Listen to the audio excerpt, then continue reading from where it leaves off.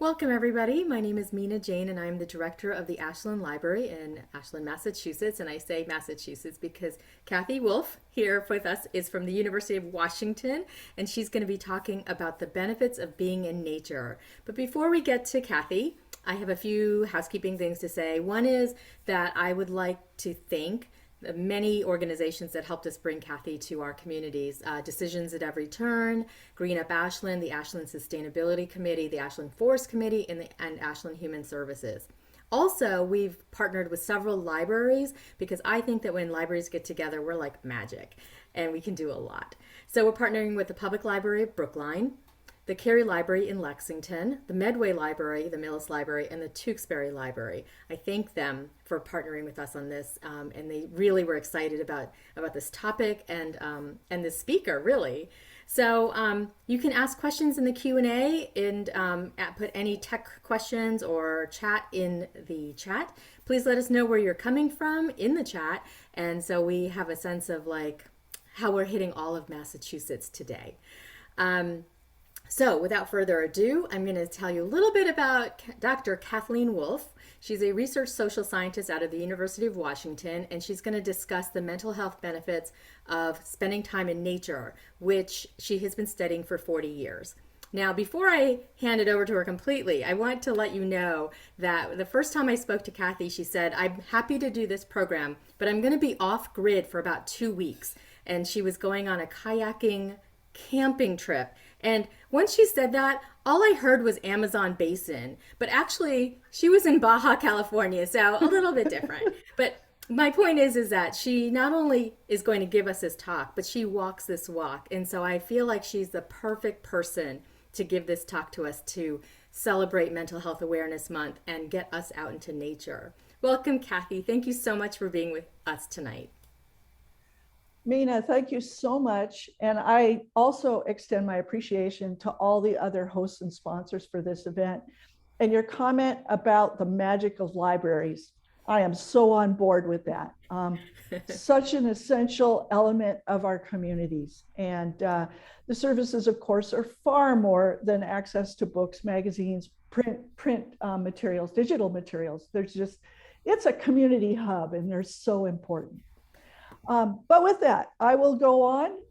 Mina has suggested I take about 35, 40 minutes or so to share with you some of the research about nature and mental health.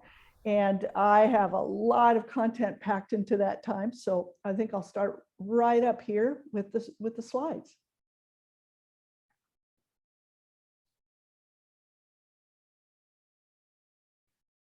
All right, are we good on the view there, Mina? Yes, perfect. Okay, thank you so much. As Mina mentioned, I am a social scientist. My background is a bit of a meander. I started out as a biologist, then a landscape architect, and the social science that I do is premised on environmental psychology. And over about the last decade or so, I've really focused on how people respond to nearby nature, meaning places, trees, parks, gardens, open spaces that are fairly close to the places where we live or work or go to school, and what sort of benefit we might gain from that. And so tonight, of course, in celebration of Mental Health Awareness Week, month, and perhaps all of our lives, I'd like to share some of the highlights of not just my research, but the research from a community of scientists that are now working on these questions and insights from all around the world. And I hear from colleagues, there are many studies revealing that mental health was quite a concern prior to COVID, but now with the social isolation, with the threat of disease, with the various social dynamics associated with COVID, mental health concerns are far more prevalent and in all ages. Students here on my campus at the University of Washington, the anecdote and some of the studies about their level of mental health or the decline in mental health, and we're hearing this dipping down right into grade school children. And so this is a prominent issue now with regard to public health and just the character of our communities. For myself, I just have to be outdoors. I'm just one of those kind of people that I need activity. And so when COVID started, some colleagues and I, friends, we knew that this was not going to be a short-term influence. We knew that it was going to be an extended amount of time. So we started kayaking. And we live in an area on the Salish Sea, on the Puget Sound, where we have fairly fast, quick access to water. We feel such gratitude for that. But we started kayaking, and for 2 years now, we have kayaked throughout the year, all through the seasons. We've only missed a few weekends because of high winds, and it was unsafe to be on the water. And so this interacting with nature for me has provided incredible solace, restorative experiences, and so on, to see the water, the animals living there, the change in the seasons, and so on. And as part of that, we have kayaked into some places where you simply can't reach the shore area by vehicle. And so some of the trees we have observed. And here I am, some friends, we were out and they continued on, but I just had to take a few moments to contemplate this incredible madrona tree, the tree extending over the water with the red bark. Its tenacity, its hold on the shore, its roots extending back, and that's really a metaphor for life. Is we face challenge, and we have in particular over the last couple of years, and the lessons and modeling of nature for us perhaps to take away and take into our lives. And as summer is coming on, we're looking forward to other activity, hiking. Always I'm looking for those big trees. They are, to me, that metaphor of durability and tenacity, and living through the various changes on a yearly basis or beyond. But on my day job and my work that keeps me occupied, frankly, most of my time, most of my life, I do try to conduct research about nearby nature, meaning, again, those bits of nature that are fairly close to home, even though I've presented some rather dramatic, far away sort of experiences. Nearby nature is quite important. And to that point, colleagues and we've done some original research, but we've also done reviews, which is a process where you collect many, many science articles and you look for the patterns within them. What can you learn from looking across a broader sort of understanding or basis of research? And what we've seen in those reviews, simply said, even though we have written thousands of words to summarize these articles, it often comes down to healthy trees or healthy parks and happy people. And I could end this presentation right there, but I'll elaborate and offer a little more detail as I move along over the next few minutes. What we see is that nature is a social determinant of health. And this is a term that public health officials are using now to describe all of those elements, all of those circumstances outside of the healthcare system, outside of the hospitals and clinics and our time with doctors and nurses, but the state of the local economy, our lifestyle, our access to education, our access to good jobs. Those are all social determinants of health. And the broadest realm of social determinants is the natural environment. And on one hand, it's the level to which our environment is safe, the absence of toxins and risk and whatnot. But it's also these benefits, and the term I use is salutogenic, meaning those positive aspects of encounter with nature. What do we also see in these research surveys or broad reviews of research? What we see is two very general dimensions of benefit. One is general wellness, and that is having encounters, be it being active, being out walking or cycling or whatever it may be, as well as passive experiences, looking out the window and seeing green, or even driving in your car and seeing green. Studies have looked at that. General wellness is is promoted. And that can help perhaps alleviate or reduce the amount of need for healthcare services. So it's having nature in our everyday environments is a preventative resource for us. But then if we are ill, there are a number of studies that demonstrate that experiences with nature can provide a level of therapy and treatment. They may not completely eliminate or take away the need for medications or counseling or other therapies, but having nature experiences appears to enhance or even reduce the need for some of those therapies and treatments. Another thing that we're seeing in these reviews, some of the most recent research, just over the last 5 years or so, has looked at dosage. So just as we think about healthcare and the need for medications or counseling or whatever it might be, we think of that in terms of dosage. How much, how often, who provides that? We can think about nature for mental health and physical health in the same way. And what we see is that there's some variability in these studies, but if you look across these studies that I have represented here, about 20 to 30 minutes per session or per amount of time outdoors, be it walking, maybe it's just sitting in a chair or a bench in a park or in a garden. 20 to 30 minutes is the amount of time where there's a demonstration by way of various measures of a positive effect, stress reduction, or better mood, or reduced anxiety, better heart rate, cardiovascular, that sort of thing, and or reduced depression. Then what we see is the amount of time per week. 120 minutes seems to be a fairly good target. So for me, I go kayaking, it's probably more than 120 minutes, but I also try to bring in those shorter sessions, multiple days a week. So if you think about 20 minutes and try to tally that up to about 120 minutes a week, those are pretty good targets in terms of both mental and physical health. So how do we provide that level of nature exposure? And urban planners are becoming much more interested in this of late.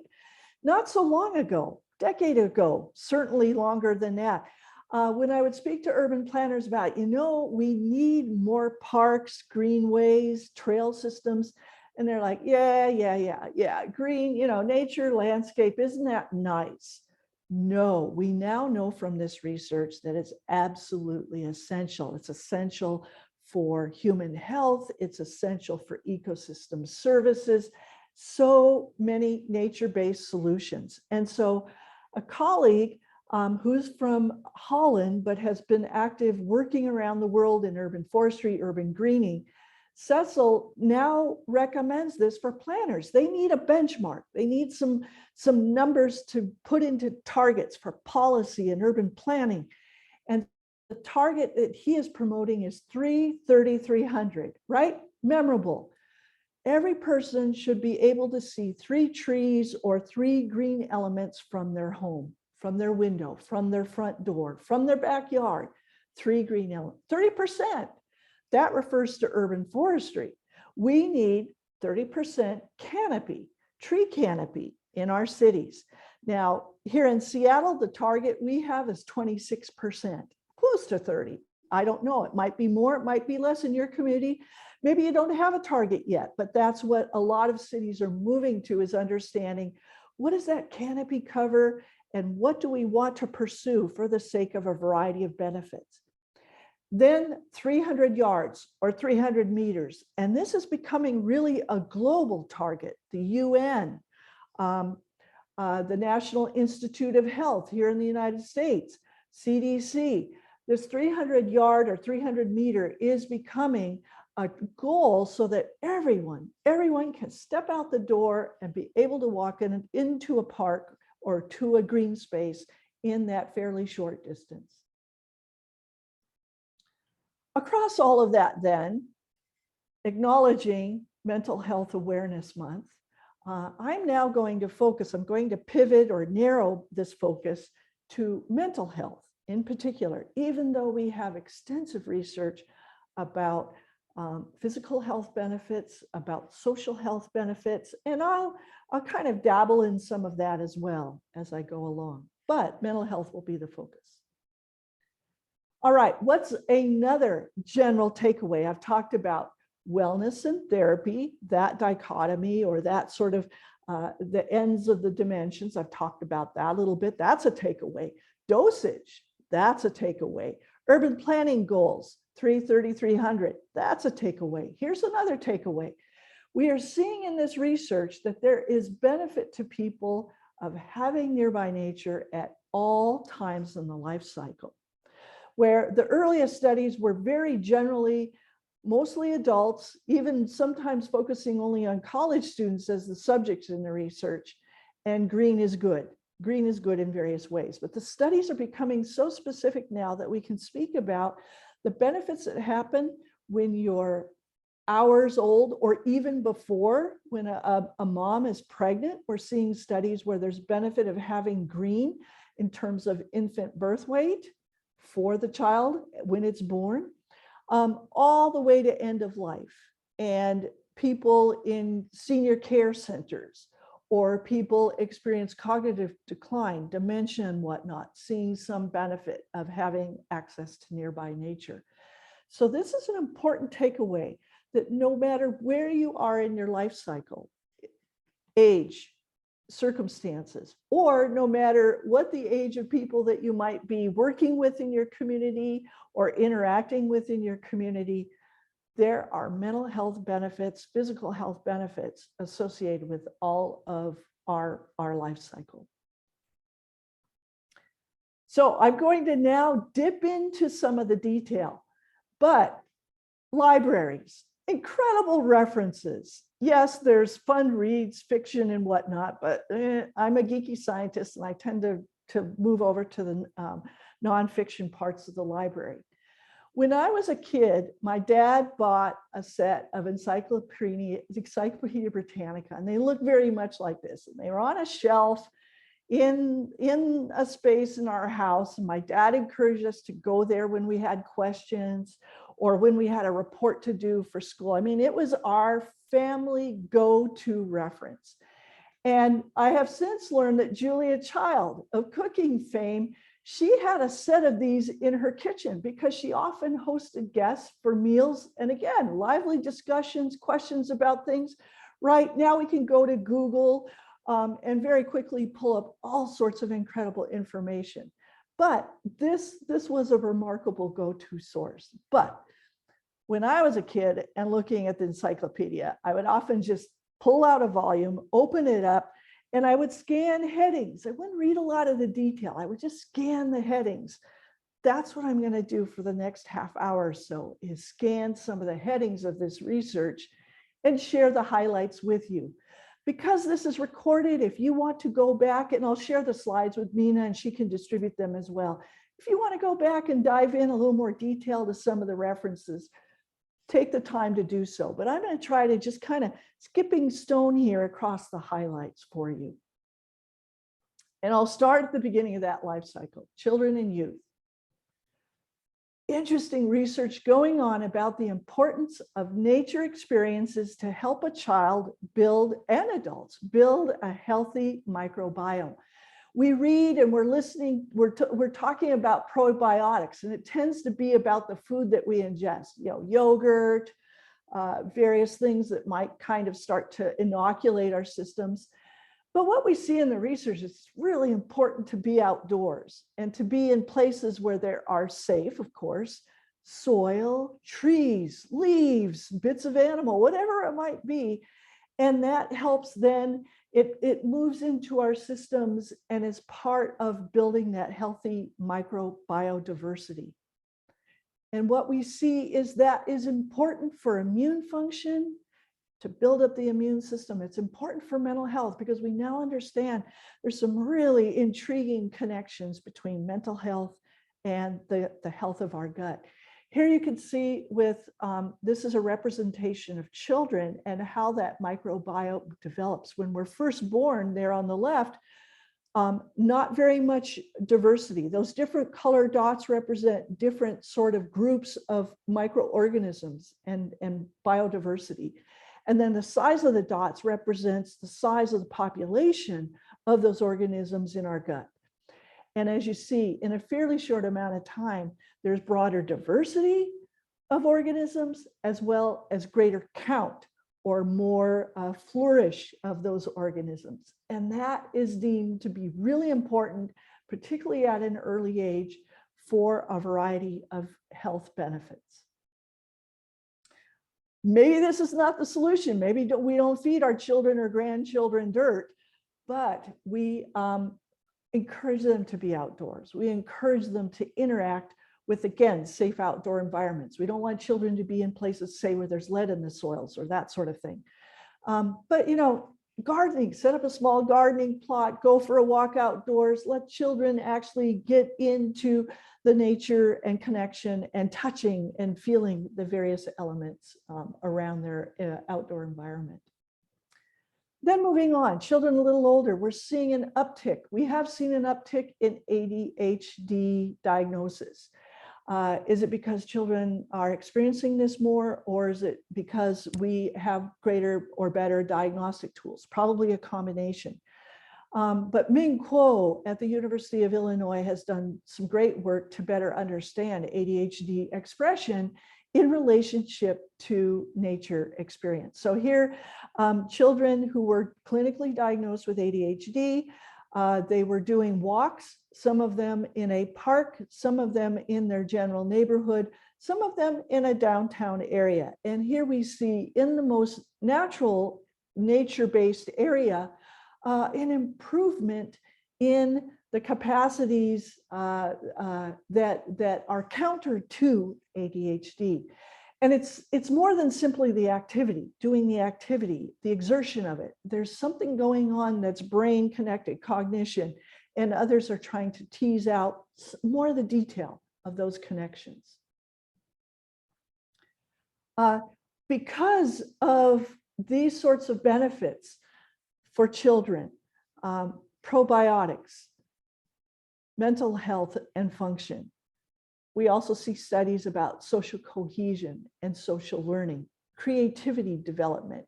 Forest schools are now emerging or have emerged, and they're widely adopted. Perhaps there are some in some of the communities you're in, there in Massachusetts.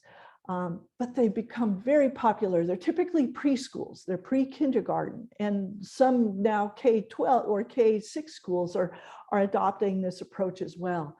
But anyway, they're organized to the extent that children are getting some level of formal education, but within this outdoor environment and with the flexibility that that offers for a variety of learning and experiences. And if you are interested in this, a very good resource is the Children and Nature Network. So Richard Louv wrote a book some years ago, The Last Child in the Wilderness. Lots of attention and enthusiasm around the book. And so he and colleagues and friends have set up this Children and Nature Network. And it's a very good website. There you will find research, but not only that, other readings, other references, and examples of programs that people have done to turn the wheel, to translate this research to programs that people can engage with and make use of in their communities. Older, children getting older, high school. Randy Matsuoka did this study across multiple states in the upper Midwest some time ago. It was one of the earliest studies looking at school performance and the degree or encounter with nature for students. And here he found better test scores, better graduation rates, and fewer occurrences of negative behavior across multiple high schools.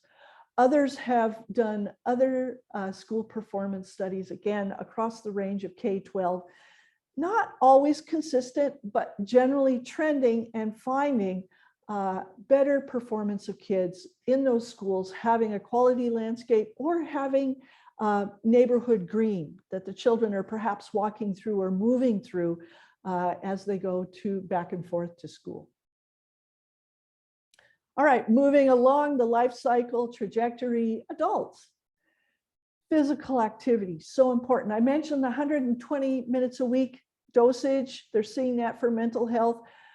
Coincidentally, or nature experience, coincidentally, physical activity in any setting, the CDC dosage recommendation is about 120 minutes a week. So what we can take from that, here's another survey that did multiple studies, and they compared people who were active indoors, the gym or their exercise machine in their home. They compared that to people doing equivalent activity outdoors. And what they found was doing the activity outdoors generated greater feelings of revitalization, enhanced feeling of energy, more decrease in tension, confusion, depression, and so on, and greater satisfaction with the activity, suggesting then that people may be more inclined to continue this positive behavior, continue to be more active in their everyday life. So there's certainly benefit from being active if that's what is available to you, being indoors on a machine of some sort. But if you can do this outdoors, there's another increment, another margin of benefit that comes from that. That study, as well as many others, suggests that walking is really important for mental health. And we're not talking about high exertion. I mean, you might be a power walker, enjoy that, but it doesn't have to be high exertion. Being outdoors, strolling and amble, valuable. And thus many communities are now launching walking programs. And it might be just a general invitation to a park, meet us at this trailhead or this parking lot, and we'll all go for a walk together. Some of them are oriented to specific groups of people. Maybe it's children, a children's walk. Elders have a little different needs in terms of the quality of the surface that they're walking on, the pace, and so on. Families, try to get people together as a family, parents or grandparents, aunts and uncles, children. That entails a little different programming. Also, walking meetings. More and more organizations, businesses are promoting walking meetings. And I do this with my students sometimes. Sometimes we have to work on something and we're at the desk together. But sometimes I'll say, hey, let's just get up and walk and talk about what you're doing, your research or a paper or whatever it might be, or a hassle in your class. Walking meetings are really good when there's a little bit of tension to try to work through or conflict. There's a different creativity, a different level of energy with walking meetings. So maybe can't do it all the time. Maybe the weather's not right, but on the other hand, throw on a jacket, go outside, do a little bit of a loop and conduct those meetings outdoors. Got to get out of the car though. That's what all these studies reveal. Really got to get out of the car.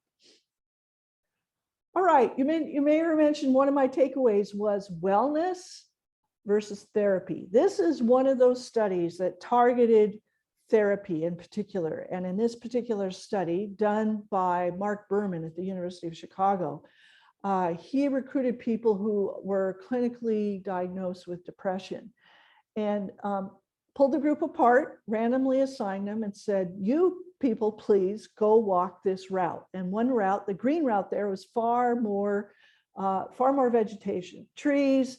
The big loop that you see is through an urban arboretum. Then the red zone walkers, they walked along residential streets that were similar to the green walkers, trees to some extent, but not as much vegetation. And what he found was with the green walks, improved benefits of cognition, mental processing, improved benefits of affect, meaning emotion and mood, and increase in memory span and capacity. And he found that people who were more healthy on the spectrum of depression, the effect sizes were greater. And so it's not only that treatment differs different times of our lives, but where is your baseline? What we're seeing in a lot of these studies is if your baseline is better or worse, that has an influence then on the outcome measure and the degree of benefit that one receives. All right, so these studies reveal that walking, there's a correlation, often there's a correlation. You're walking outdoors, you're in nature, and there's some sort of health outcome, a mental health outcome. Why? What's going on? What's happening in our brains? Greg Bratman is a colleague of mine here at the University of Washington, and he's been doing some studies, experiments with people in natural settings, in this case, a longer walk, 90-minute walk. What he found is that rumination decreases. What is that? Psychologists use this term rumination to talk about if you're in a negative mood, if you're depressed, there's this propensity to get in an ever deeper spiral of negative thought. You continue to build on thoughts of negative encounters, negative experiences, negative interactions with other people. And it takes you deeper into those feelings of let down, depression, and so on. What he finds is that when people are outdoors, they exit, not completely exit, but these negative ruminations decline, are improved. And this can then lead, again, with dosage. It's not just once, but it's got to be a treatment plan, if you will, where the rumination effects continue to build and improve. And another aspect of negative mental health is loneliness and isolation, social isolation, becoming quite a concern. And that has heightened with COVID when it was recommended from a public health perspective that we do pull away from other people, physically as well as lifestyle. Well, even prior to that, in England, their National Health Service, they became so concerned about the consequences of loneliness and mental and physical health that a position was created. They have a minister of loneliness in England. Also, I understand that Japan has taken this up. So their national health system has a person that is focused on social isolation and mental health and how to help overcome that. One program, group walks.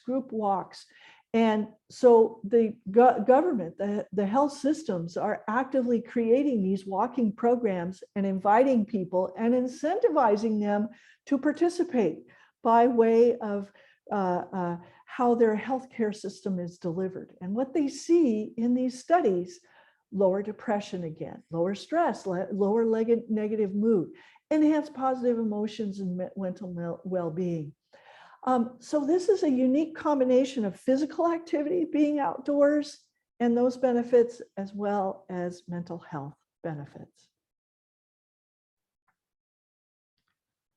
As we look across this full range of research, it's been going on for decades. It's not new, it's been going on for decades, but now it's kind of building to a momentum of understanding about creating programs, implementing it in our communities.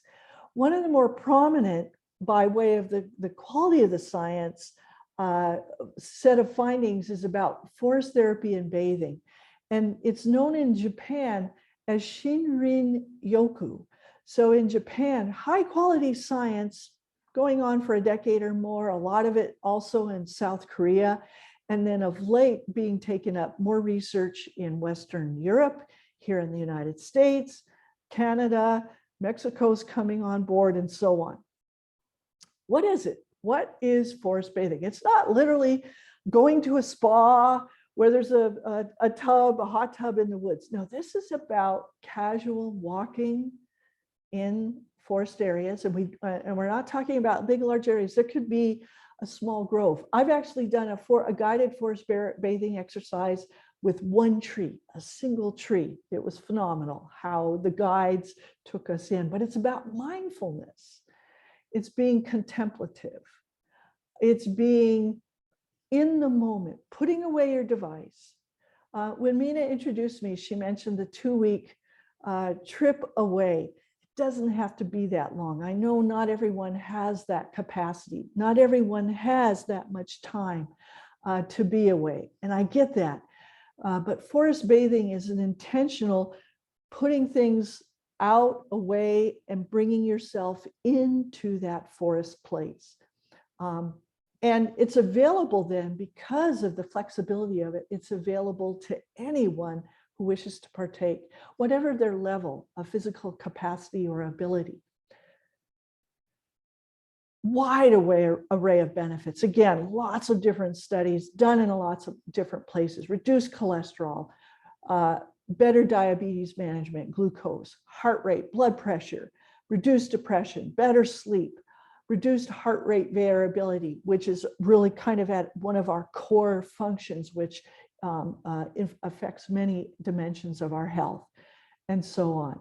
And again, robust studies from a scientific perspective, robust measures leading to then programming. There are now nature forest bathing stations supported by the government available in Japan, South Korea, and now coming along in other places as well. To the point where there are people who are training by way of this organization and others to become forest bathing guides. And after an extensive sort of in-class or online training, then they do a practicum within their community typically, and then become consultants or are hired by medical centers, or they're hired by recreation departments to carry out these activities in a guided way to help people bring them into what this is and what you can do with a guide, but then also take it into your life in a more systematic way. Also, recreation departments are starting to attempt to set up forest bathing networks, collaborating with parks departments to make the spaces where this can happen. They're collaborating with schools to help make this happen for children, students. So really interesting administrative dynamic of the activity and preparing the spaces where it can happen, and then making that information available, be it brochures, online, in whatever way to disperse and invite people to join. So Mina suggested I speak for 35-40 minutes. I see now that in my enthusiasm, I am bumping up against that time. So I may move through these slides a little more quickly, but I want to highlight just a few things along the way.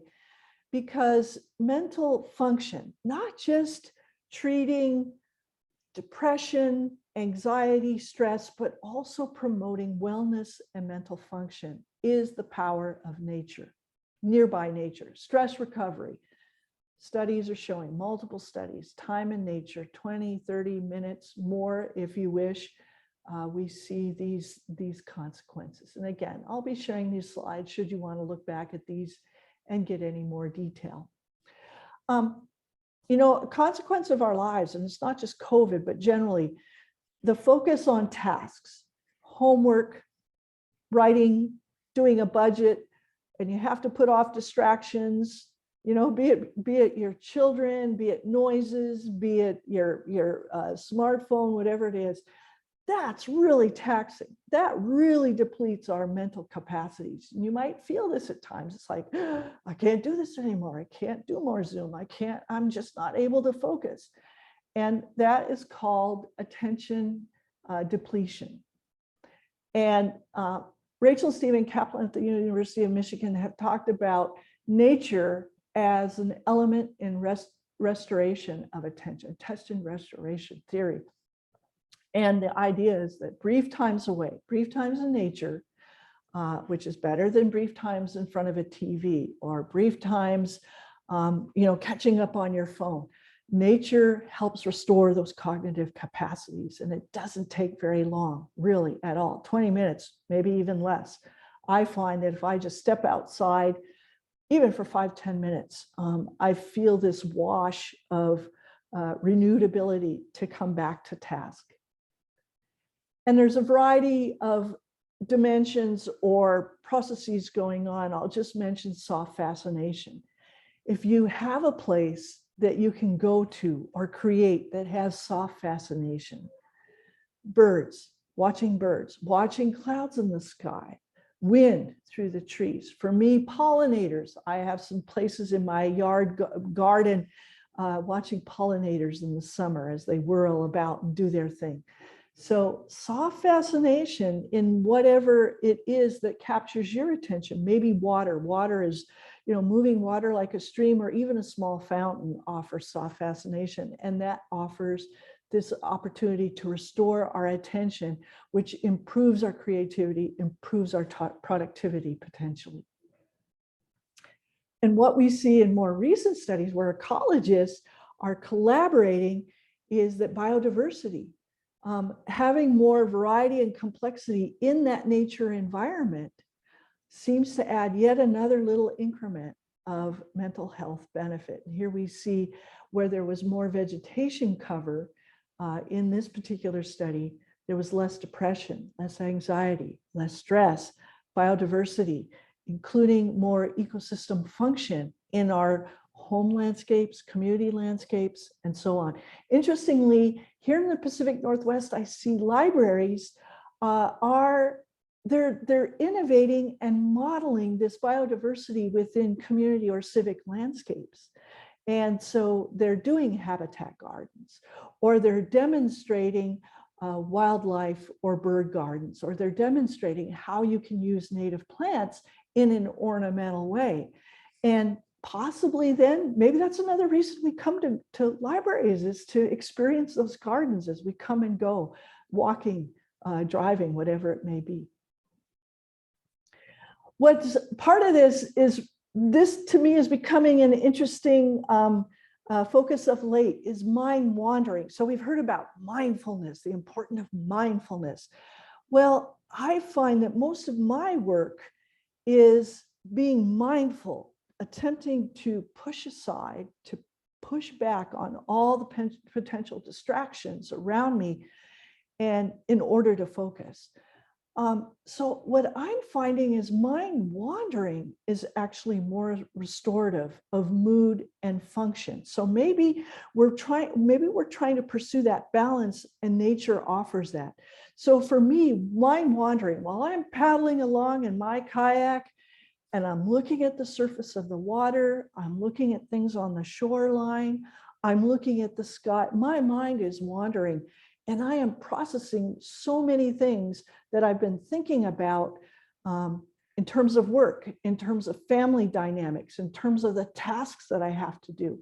So I think what we may come to learn, where mind wandering was seen as a negative dimension of our mental processing recently, I think maybe we're moving to understanding that a blend of mindfulness and mind wandering is what really will come to sustain better mental health. All right, I'm wrapping this up. Going to the closing here. Nearby nature, those bits of nature that we either create in our own home, around our own homes, around our communities, in our schoolyards, in our workplaces, really important. And to encounter, by way of urban planning, 330-300, places that are important in our civic planning and urban planning. And it's so much more than nice to have. It's absolutely essential, and we have the evidence to demonstrate that. And for me, knowing all this, reading this, generating just a small amount of that research to share with others, I feel profound gratitude for this investment, either natural areas that are around me that are fairly intact, or the commitment that our communities make to generate quality nature. I'm feeling incredible gratitude for that. Dosage, I've talked about that. Think about just a modest amount. Start out with a modest amount, 20 minutes every few days, maybe every day. Link it maybe to your step count if you happen to do that. Try to pursue that 120 minutes a week, if at all possible. Equity. Everyone deserves these benefits. Everyone deserves the encounters. Again, what we see is that some communities don't have as much nature, trees and parks. And not so long ago, it was like, oh, what's the big deal? They don't have as much. They have more. Not a big deal, right? It's all nice to have. Now we know it's important for everyone at all ages in our communities. And this is a way also that we can express cultural diversity, how we plant, what we plant, where we plant, and that expression of self and place and groups of people, to the point then of physical and mental health and social health. And I'll wrap this up now. Last takeaway, think of all this as nutrition, all right? So we need quality nutrients, vitamins, calories. We need that every day, multiple times through the day, right? But every once in a while we have a nice meal out, family, friends. It's a little special treat. Other times we have a feast. It might be a holiday like Thanksgiving, and we pull together a bigger group of friends and family, and they become memorable. For me, that memorable feast, this kayak trip that Mina mentioned, that was a memorable feast. That will be in my mind for a very long time, perhaps until my last days, right? But I need nutritious meals, food every day, and we need nearby nature every day. The research suggests we need those encounters. Having the occasional special trip to a park, that's great. Having the way out there adventure, that's wonderful too. But to sustain mental health as well as social and physical health, nutritious nearby nature is really important. I hope I haven't been overbearing in this metaphor or this analogy, but it really resonates with me, and that's how I try to incorporate nature into my own lifestyle. So I'll leave it at that.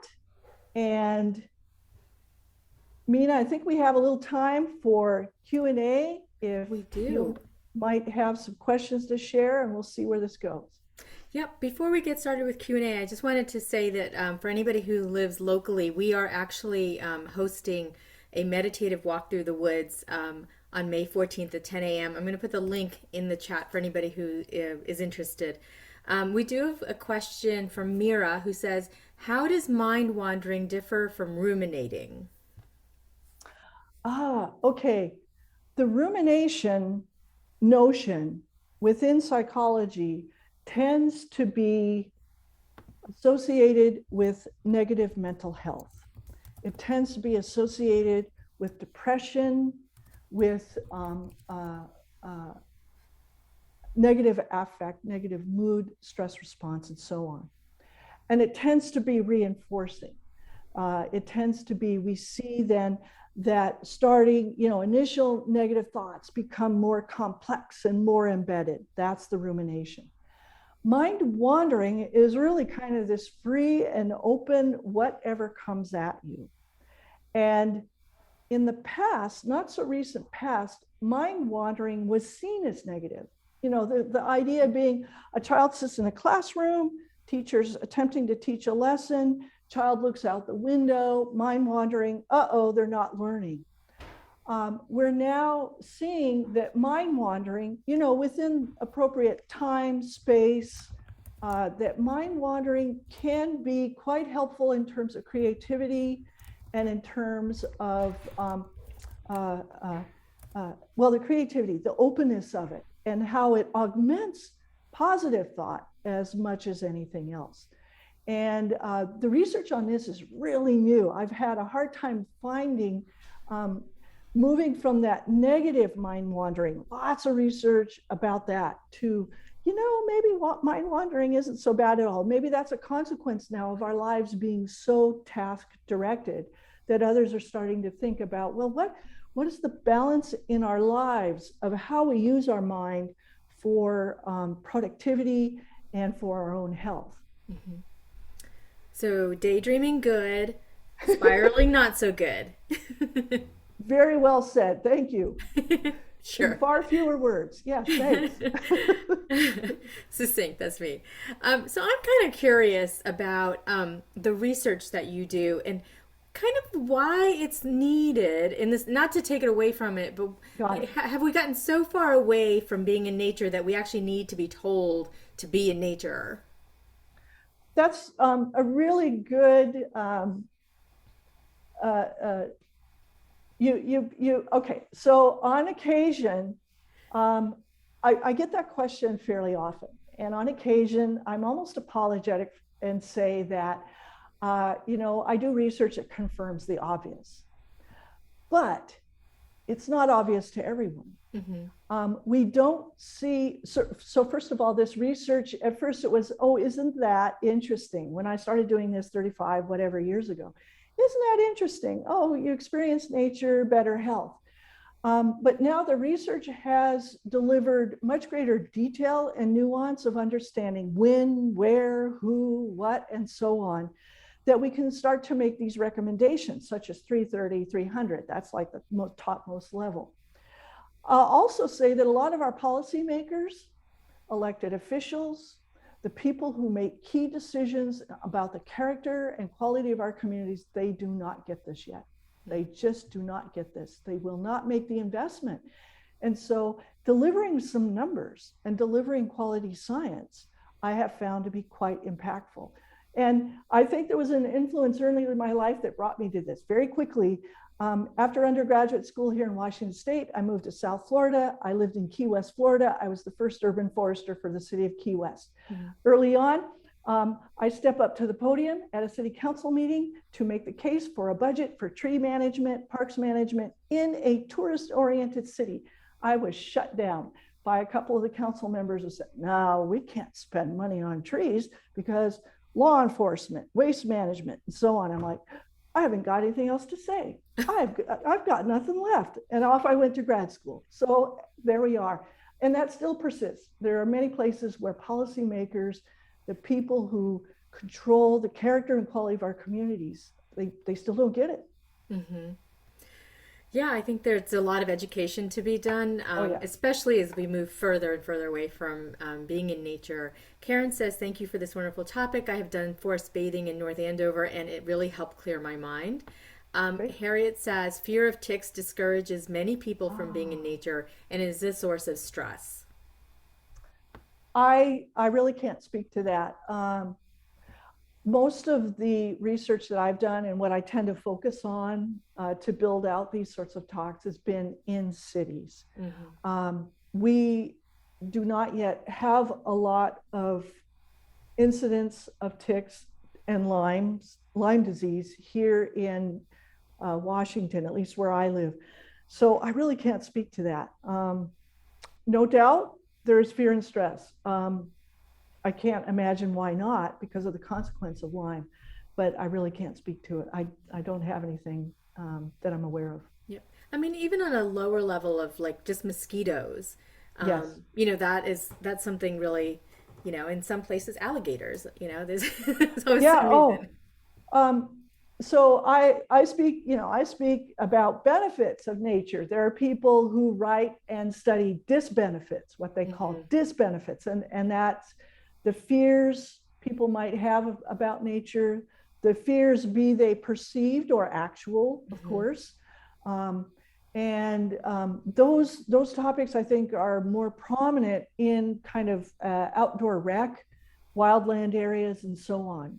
In cities, they're still there, but I don't think they're quite as prominent in people's minds. Yeah, I mean, there's always a good reason not to go out, but there Oh, are yes. so many reasons to do it. Robin says, have you really noticed, I think, walking groups being more welcoming or acceptable in workplaces and businesses? Because she tried to start a walking meeting and it just didn't take.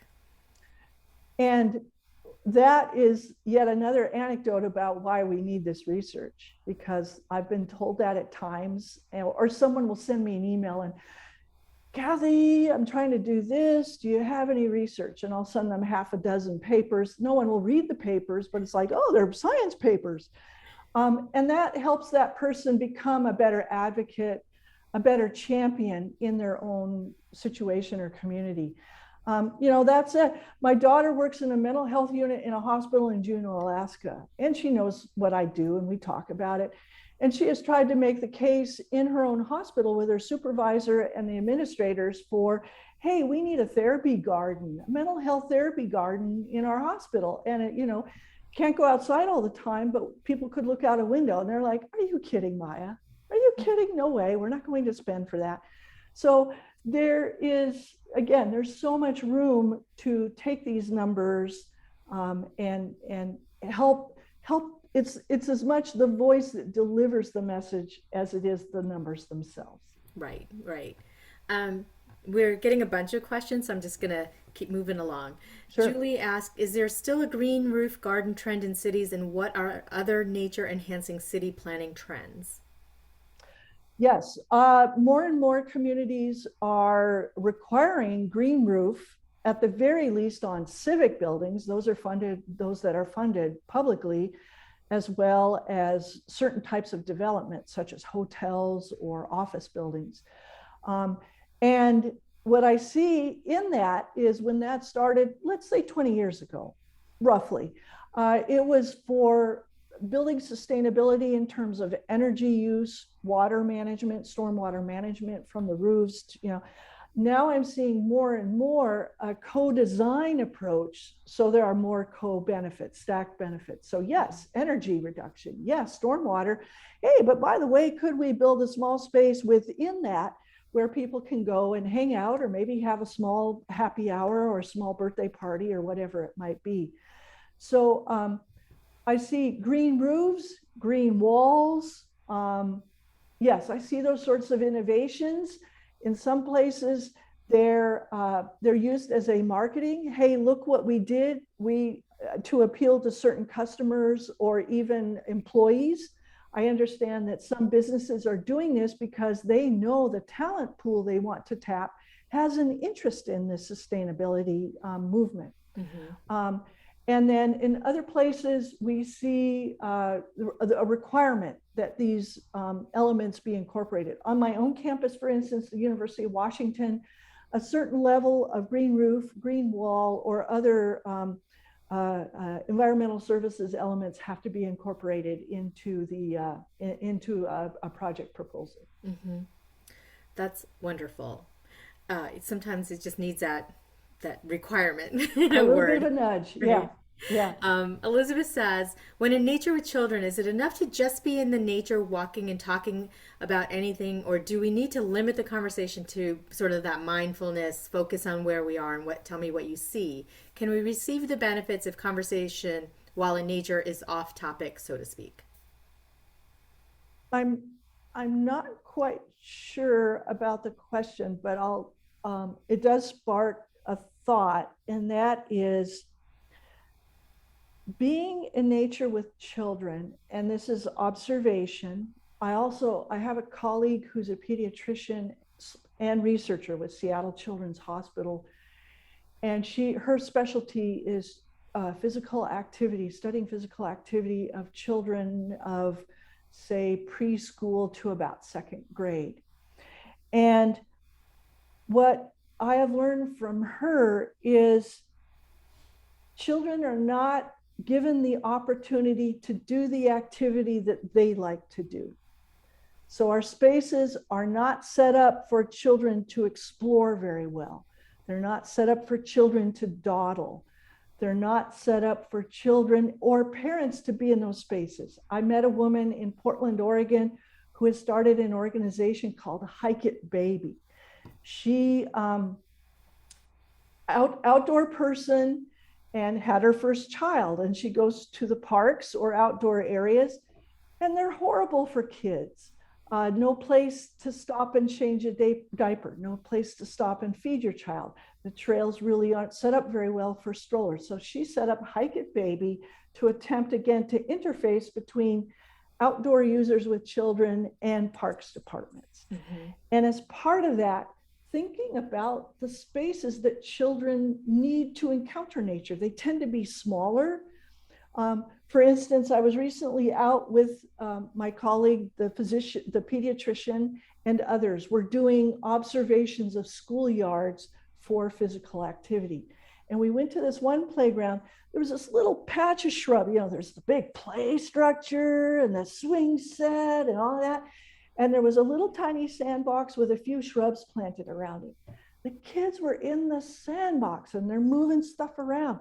And then they're going into the shrubs, and we look closely, and all the dirt is packed down in the midst of the shrubs. So kids find that small enclosed space. They find that appealing. Mm-hmm. So thinking about what is the difference between, and putting away your device again. So mm-hmm. often I see a parent or an adult with a child. The child is trying to, poke around with a flower, a dandelion, or a bug or something. And the parent's like, come on, we got to go. Come on, we got to go.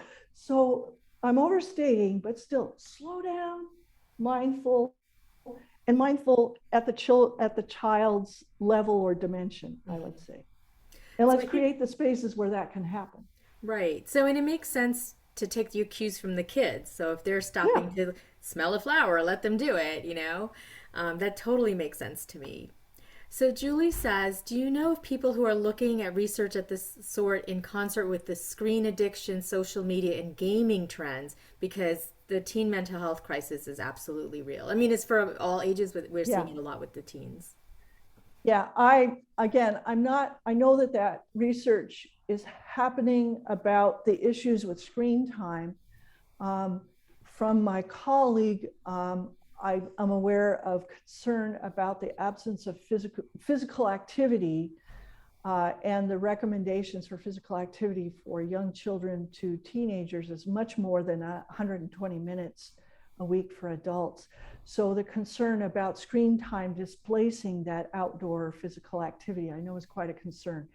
In terms of mental health and nature, it's probably out there, but I'm not aware of it. I will say that I'm collaborating with some people at Cornell University, and we will be doing a study soon. We're just starting to design it, figuring it out, where we will do Shinrin-yoku with college students and understanding the benefit for them and in relationship to their study time needs, so screen time. And what's their balance? Could there be a different balance that still maintains productivity to the extent that to their satisfaction? Mm-hmm. Trying to figure out those questions.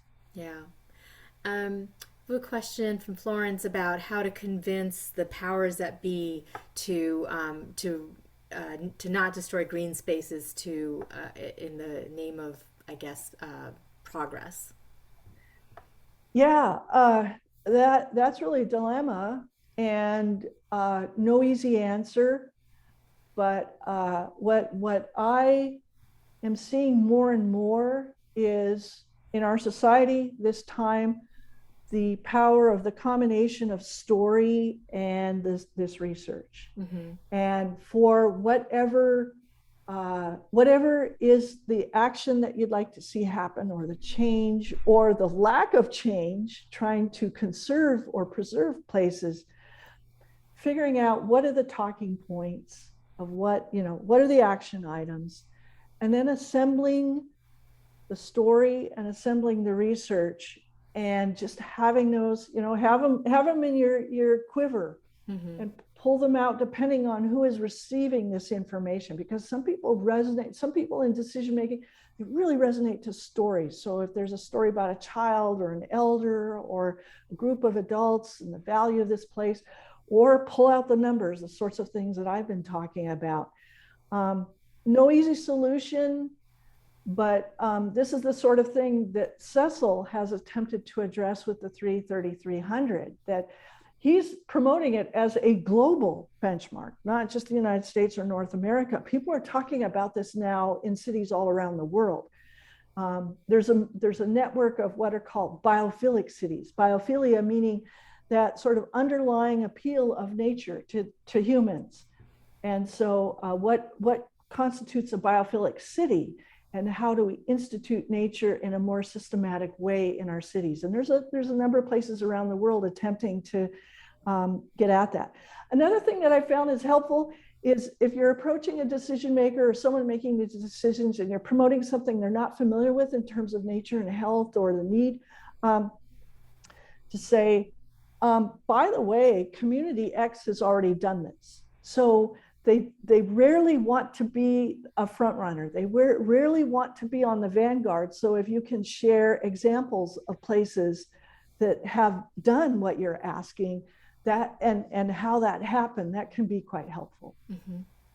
So I'm just going to take one last question. Julie asks that, can you tell us a little bit about horizon therapy? Oh, I I I don't know anything about that.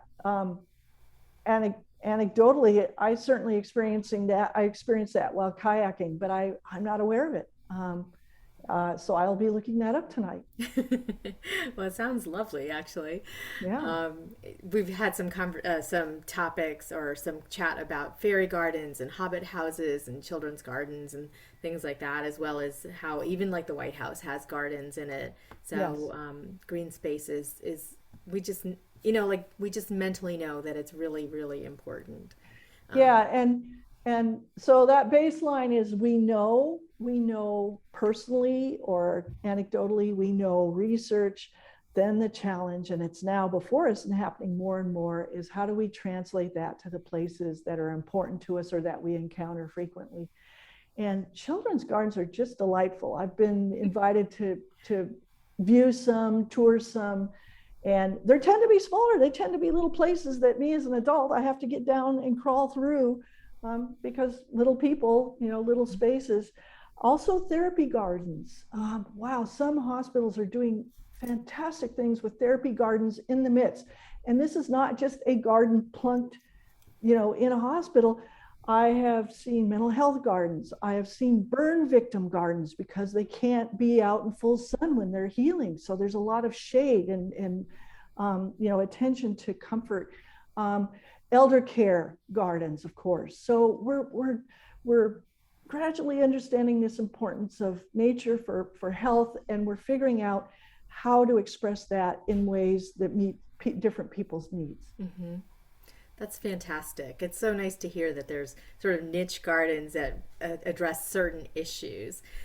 Robin says cemeteries, great places. Yes. And I completely agree. They can be so calming and beautiful. So thank you so much, Kathy, for being with us tonight. I've been seeing in the chat people just saying thank you. This is such great information. I will send out a recap to everybody that's been here or that registered with the video link and Kathy's slides and some future programs that you might be interested in. But again, thank you so much for being here, Kathy. Thank you to all of our partners and our sponsors. We really appreciate all of you, including, and I forgot earlier to say, the Friends of the Ashland Library, who we couldn't do these things without.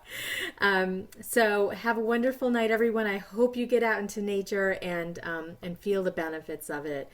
Kathy, I hope to hear of more of your adventures in the future and certainly your research. Again, thank you for the opportunity to share this with you and all the library, across the library network that has joined together for this. Thank you. Perfect. Thank you. Okay, everybody, have a wonderful night.